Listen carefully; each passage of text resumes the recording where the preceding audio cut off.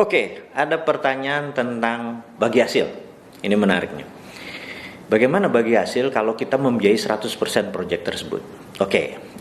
Ini begini, kita harus menceritakan begini. Pengalaman saya, ini mungkin bukan teori umum alias hanya pengalaman pribadi.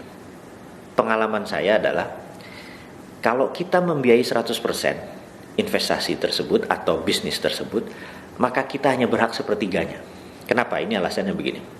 Karena bisnis itu biasanya saya bagi 3. Nomor 1 adalah masalah produksi. Produksi itu harus orang istilahnya berpengalaman, skillful, mempunyai track record, sehingga produksi ini berhak atas sepertiga dari sebuah bisnis. Yang kedua adalah manajemen. Kegagalan sebuah usaha biasanya karena manajemen yang lemah, bukan karena produknya jelek. Nah, manajemen ini biasanya menentukan bisnis di dalam atau organisasi manajemen, dan menentukan jualan, menentukan sales, mendatangkan revenue, mendatangkan income dan mendatangkan profit. Dan terakhir pemodal. Karena itu kalau dibagi 3, bisnis itu pemodal walaupun 100%, dia hanya sepertiga.